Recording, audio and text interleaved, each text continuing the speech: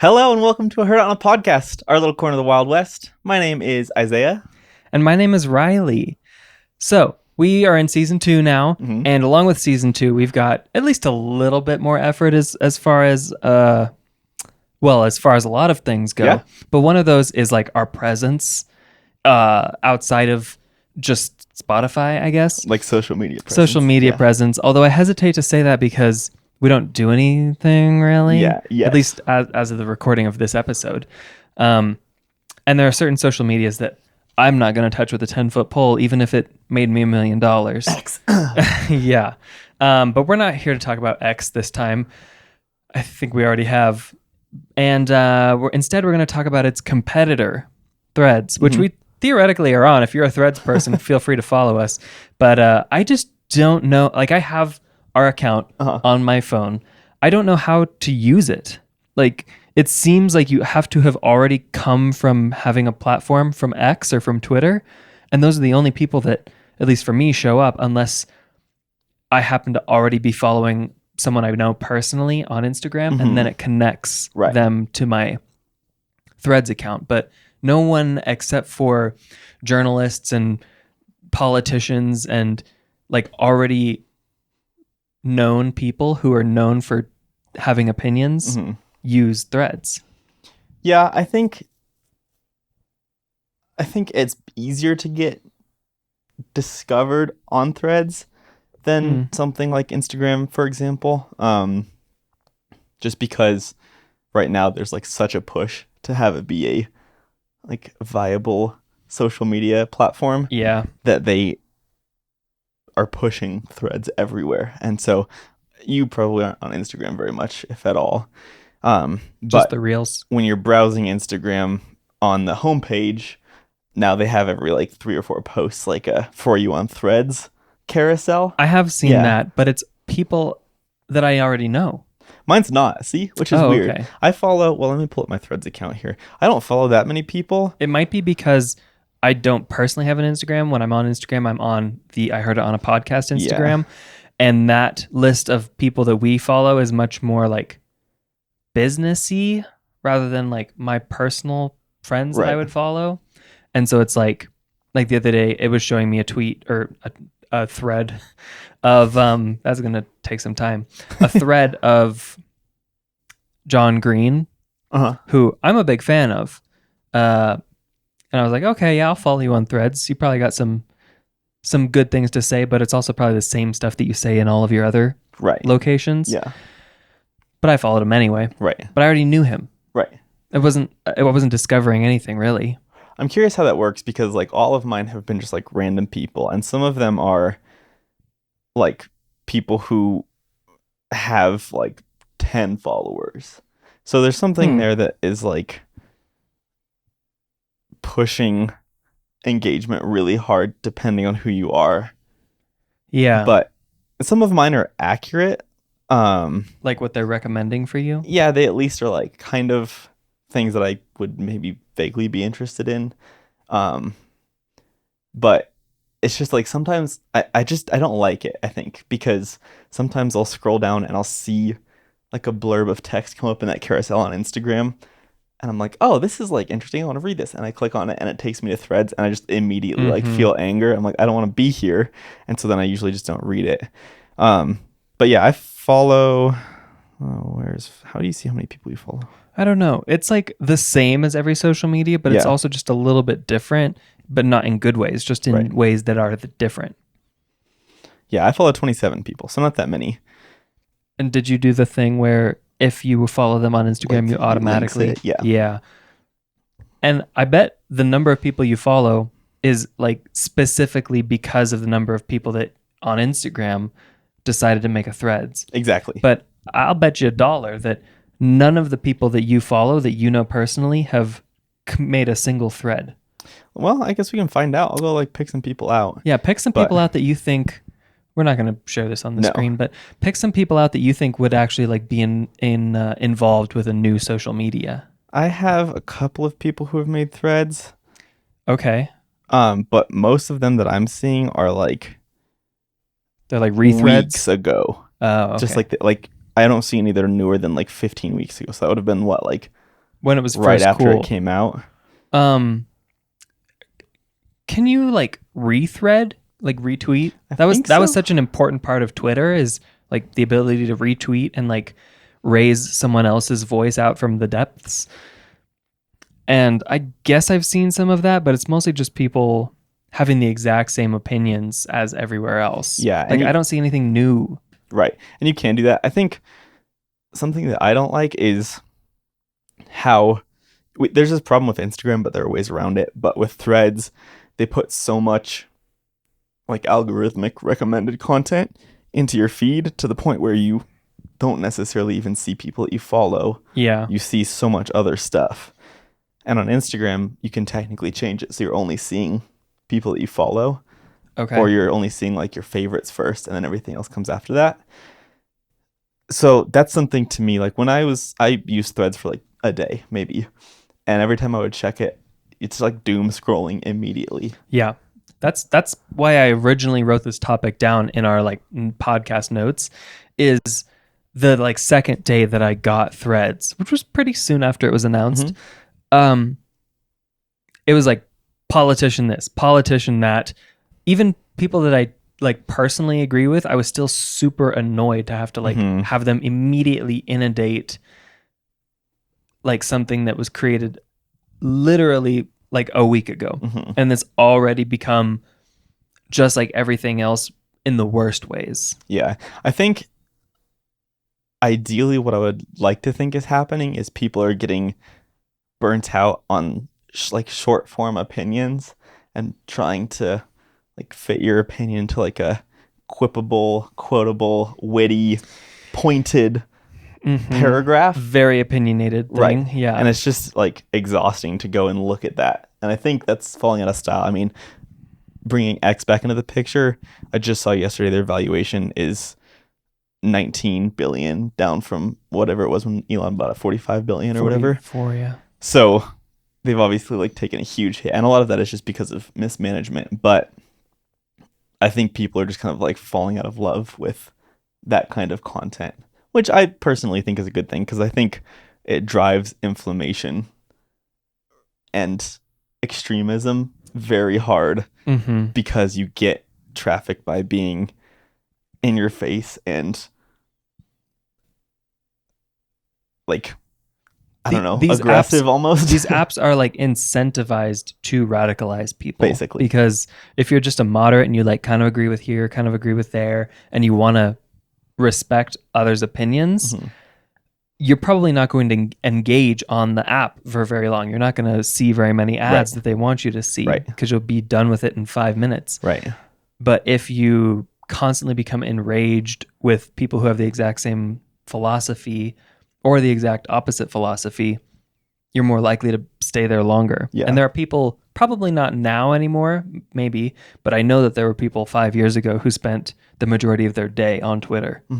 Like it was hours and hours every day, just like looking at other people's opinions, which is fine. There's nothing wrong with looking at other people's opinions, but I think that it's better to like form your own and then fit that in the slot of everyone else's rather than having everyone else's create your own.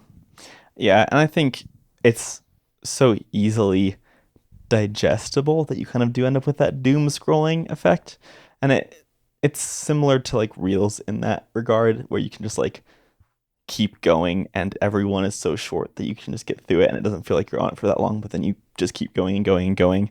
And I've been trying to like not watch Reels as much, and I also on my YouTube app like deleted the Shorts tab from my like menu bar. You can do that? I don't know if you can do it on normal YouTube. I have like a fancy YouTube. I've looked many times because while the id part of my brain loves YouTube Shorts, I know that I have spent far too much time watching the same content that I watch when I'm watching long YouTube, but just shorter. Right. Let me see if I can find. But you have like a weird, like a jailbroken YouTube app or something? I do, but I think there's an option for it somewhere in the actual YouTube settings. You can play around with it someday. The YouTube settings are huge. I only looked when it first came out. Like when Shorts came out earlier this year, maybe. Yeah. So maybe they've added that setting more recently, but I would definitely benefit from that. Should probably delete Instagram off my phone too. Yeah, it might be nice. But yeah, my YouTube, there's no create button, there's no shorts. It's just my subscriptions here. There's no ads. It's beautiful. So that is the kind of social media I can like get behind. Yeah. The downside is even if you can get things like that, they're going to be really expensive. Like YouTube Premium, they just boosted the price. So now I think it's like $28 a month or something like that for YouTube What? Premium. Yeah. I thought it was a lot when it was 15 or Right. 16. No, it's like almost $30 a month. Who buys that besides creators? I can understand why a creator would buy that if they're like streaming music or something behind their stream or something. But I watch a lot of YouTube. I definitely watch more YouTube than any other platform, and I can't imagine spending more than $10 on a premium version. I think there's a lot of people who just have a lot of disposable income, and the ads are getting to the point of just being so ridiculous when you have to watch like cable TV amount of ads. You're sitting there for 60 seconds of unskippable But ads. that's largely up to the creator. The creator decides where ads are and to some extent how many skippable ads are in their content. Yeah, but I would argue that like if they have the option, for the most part, people would push as many ads as they can because it's better for them. The other nice thing about this, and I know we're kind of getting off topic, but there's like a feature built into this called Sponsor Block. And so people can go in to videos and tag sections of like baked in sponsorships that are recorded as part of the video. Right. And they tag them in a like a timestamp. And so then that shows up in the menu bar, and you can set it to just as soon as it gets to that part of the menu bar, just automatically skip that section of video like it doesn't even exist.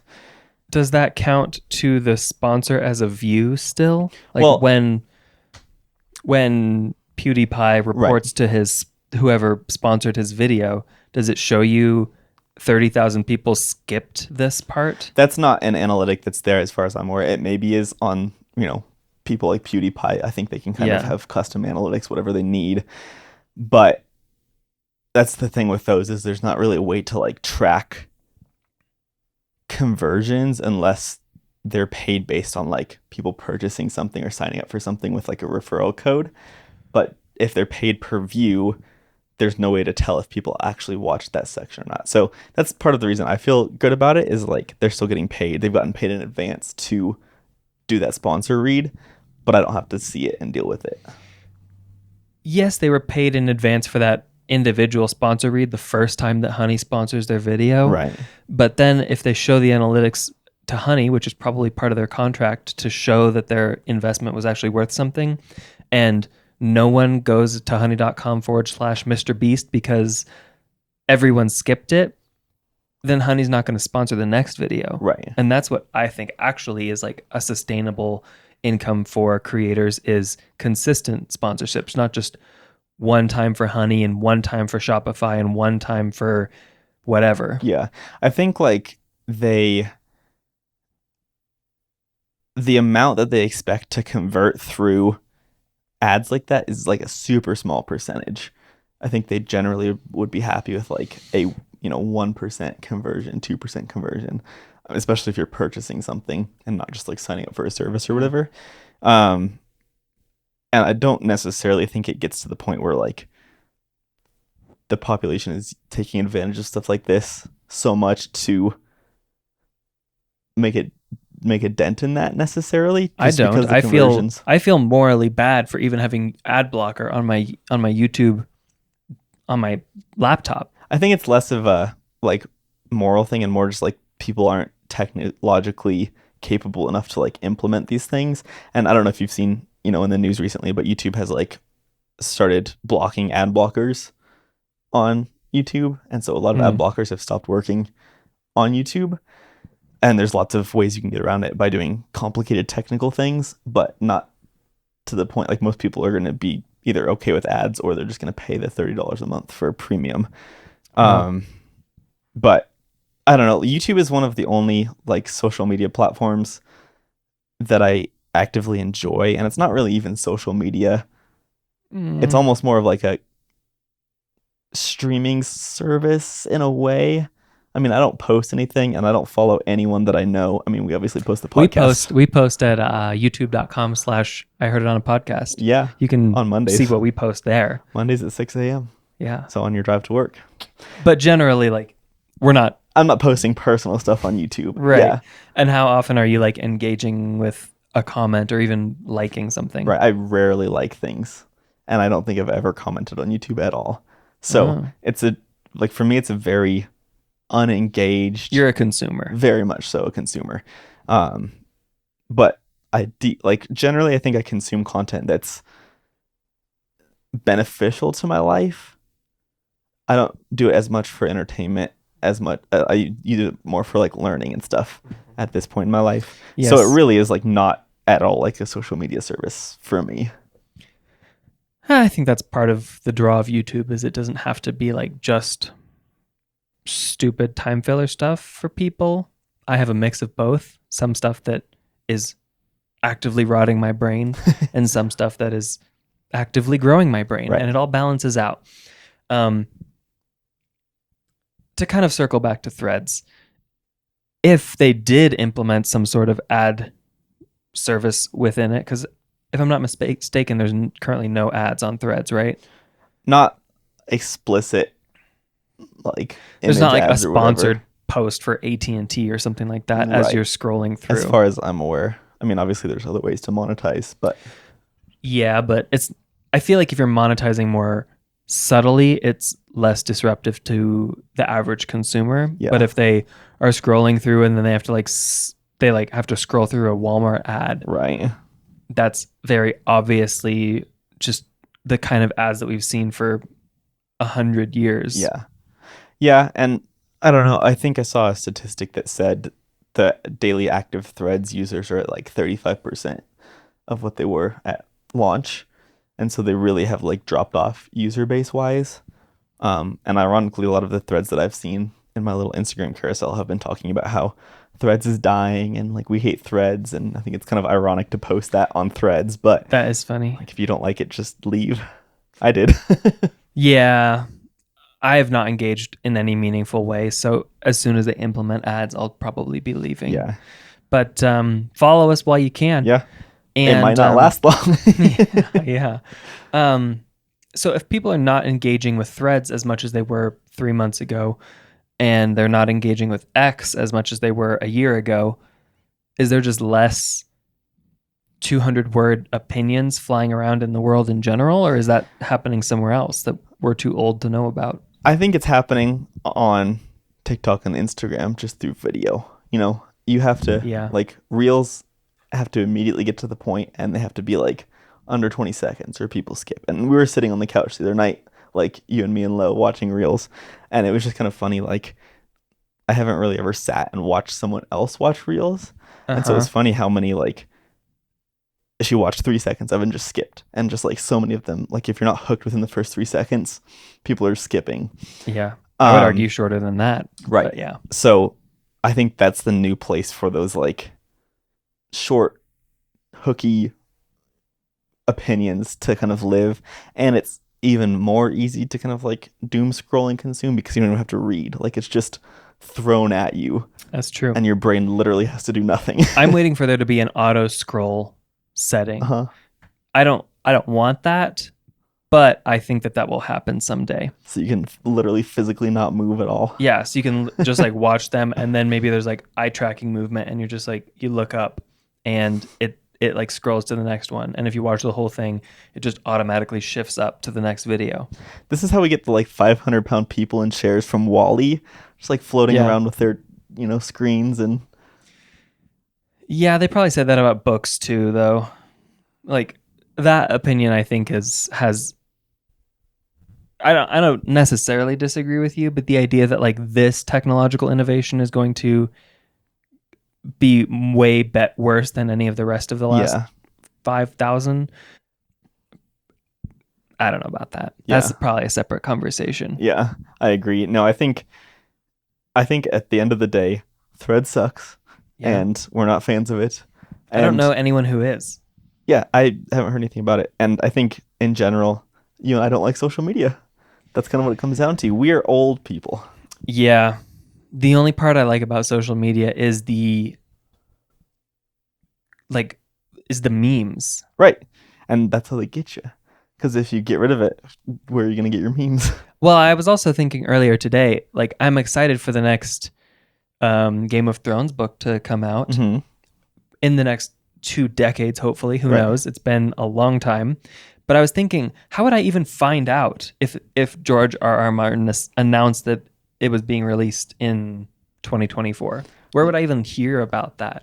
You could do like the old school. You have like an RSS reader and you set it up to grab keywords in articles, and then every day it gives you the articles that have those keywords. Yeah. I could do that. And honestly, I probably would through like someone I know or the Google, what are those where you like go onto the Google app and there's like articles there. Maybe that's just me.